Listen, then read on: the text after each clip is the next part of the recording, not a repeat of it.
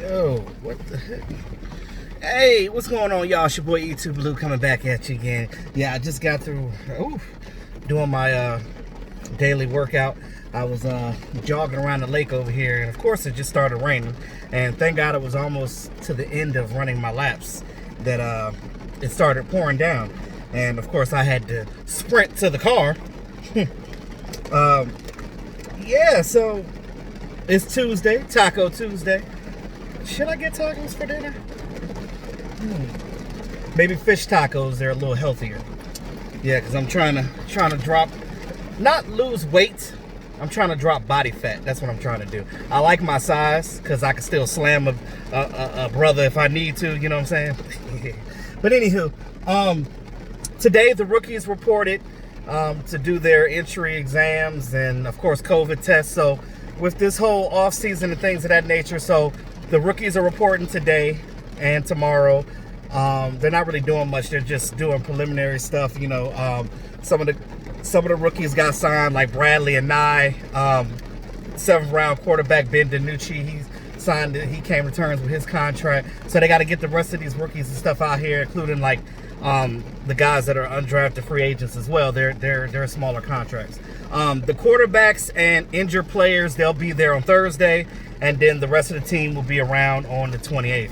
As we know, because of COVID-19, training camp is not in Oxnard, so it is at the Star in Frisco. Now, bad part about that is, y'all know, and those of you guys that live in Texas know this, it's hot as hell in Texas. First of all, it's hot here in the DMV.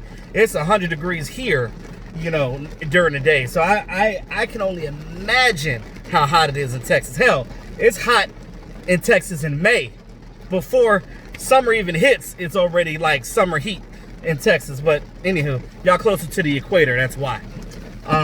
But yeah, so like I said, the rookies are in and things of that nature. So a little bit of excitement about football, but we'll see what happens because they're talking about not having any exhibition games, which is the preseason games, because players, you know, have been arguing the point that, hey, we want that time, more time for training camp. We don't want injuries and stuff trying to play in the actual game and things of that nature. So we want to practice more, get the team acclimated, get the playbooks together, especially for teams like the Cowboys, the Giants, and the Redskins that have different coaches. Well, the Washington football team, because they're not the Redskins anymore, like I said. So, yeah, so, I mean, they got their own issues outside of playing, so I feel sorry for them. But, you know, it's already hard enough dealing with a new coaching staff. I really feel sorry for Ron Rivera over there because he didn't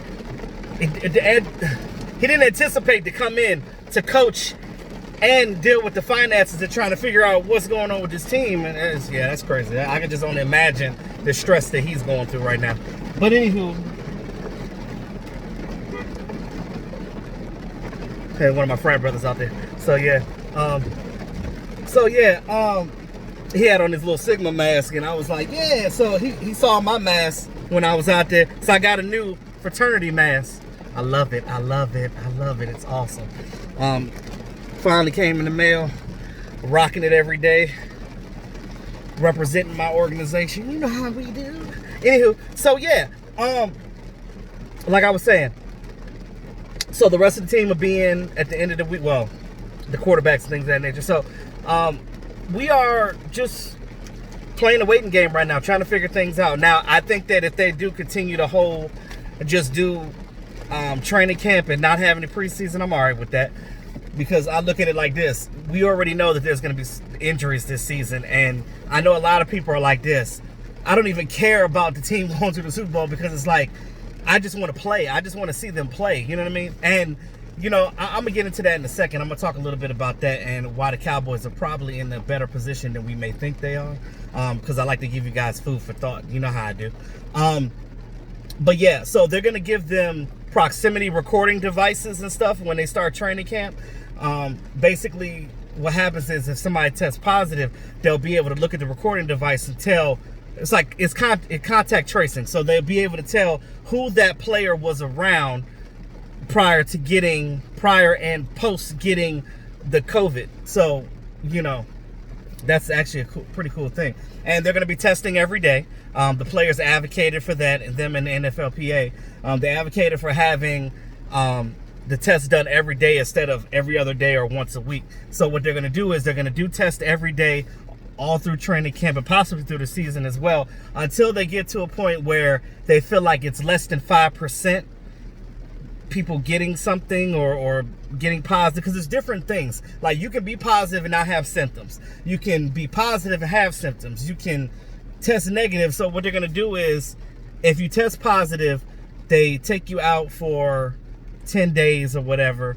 And then if you test positive with the symptoms, you're out 10 days, and then they test you again after the 10 days. If you're not showing any symptoms, then it's another 48 to 72 hours before they let you back into the facility. So I'm liking the fact that they're starting to get things done, and they're starting to figure things out for the player safety. Now, is D-Law gonna show up?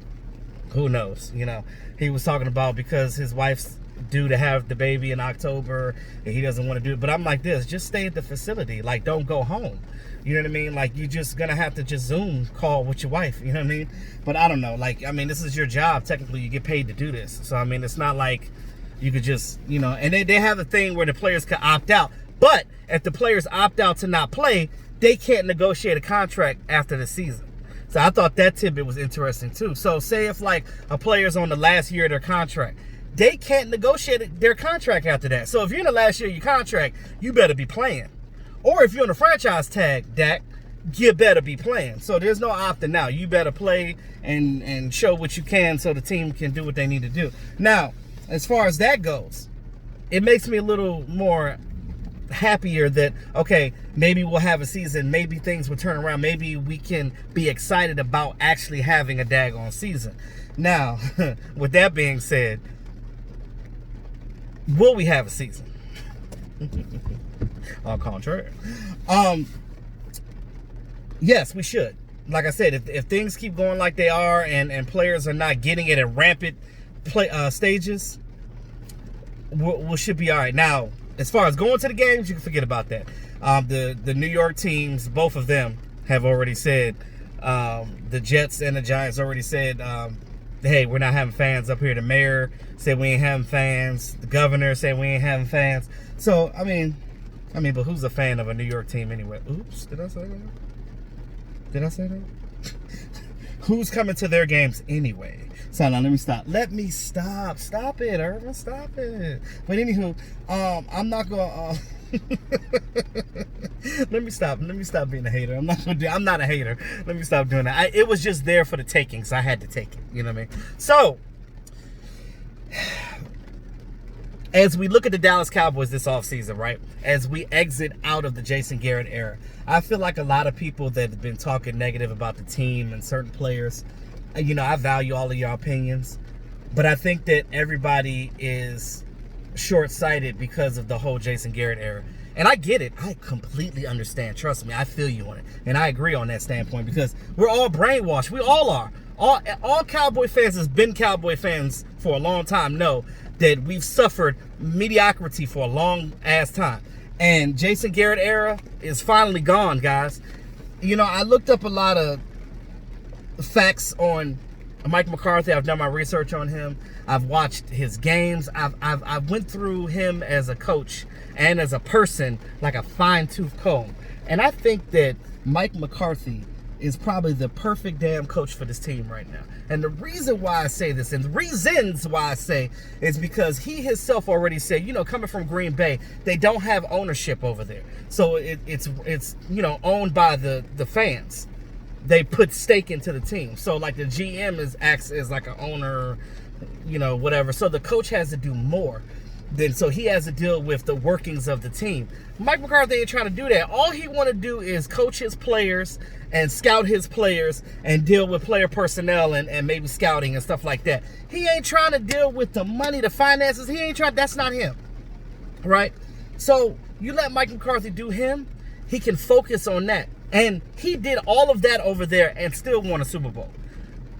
Brett Favre came in there, was throwing all over the place. When he got over there, he helped him get better form. He helped Aaron Rodgers to be the great quarterback that he is. Matt Flynn. Come on now. These guys, and he did this without having the greatest running back. He had what? Starks. He had Eddie Lacy. But he never had Ezekiel Elliott. He never had a Tony Pollard. So when everybody criticized him about being such a throwing coach and wanting to do throws all the time, he wanted to run more. And he still had 1,000-yard running backs, even with throwing the ball like that. But I think in this offense, he is going to utilize every single damn piece of this offense that we have. This team has weapons. This team has had the ability to go to the NFC Championship, to go to a Super Bowl every damn year for a long time. Believe it or not, you guys might not believe me, but think about it for a second. If we had, and a lot of you guys don't understand, like a lot of you guys, you know, talk about how Zeke ain't playing well anymore. I hear Dak sucks. I hear Olawale sucks. I hear some of y'all say Amari Cooper sucks. And I'm just like, wow, really? These got to be like fans that's like literally never played football a day in their life. Because if you played the game, you kind of have a different understanding of what it takes to play the game.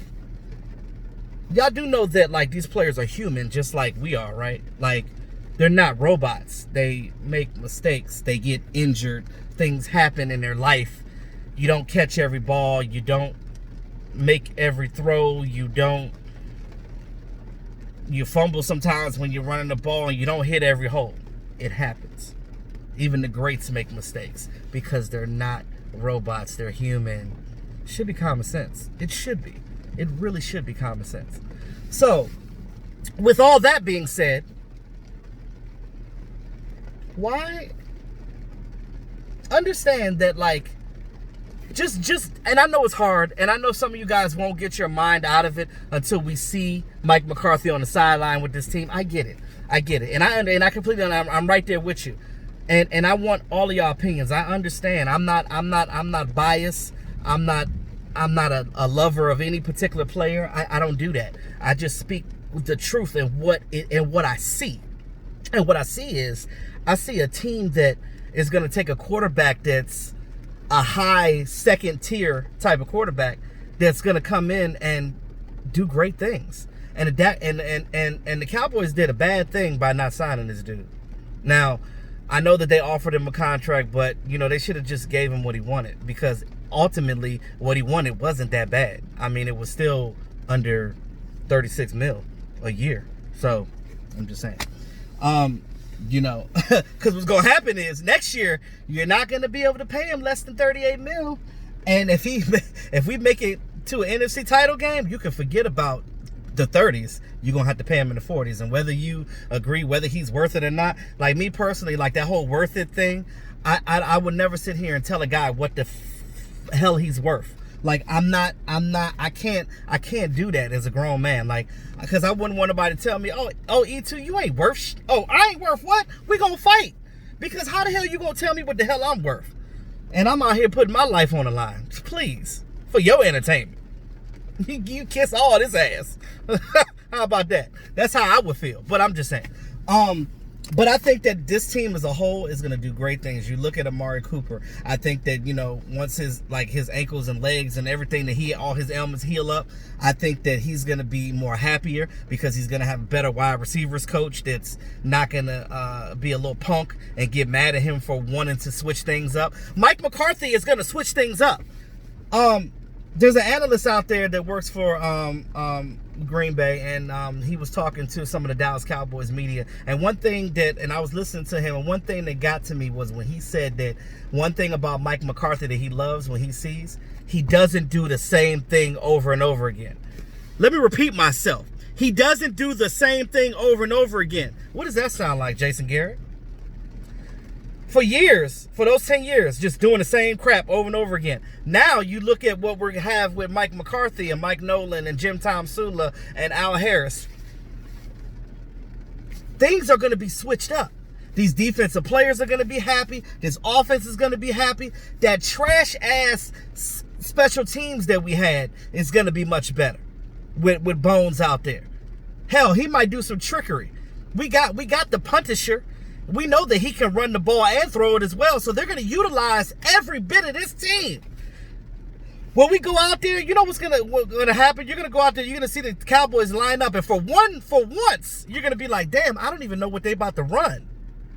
And remember my voice when you watch the game and you see the Cowboys line up and you think in your head, I don't even know what they're about to run. Think about what I'm saying right now.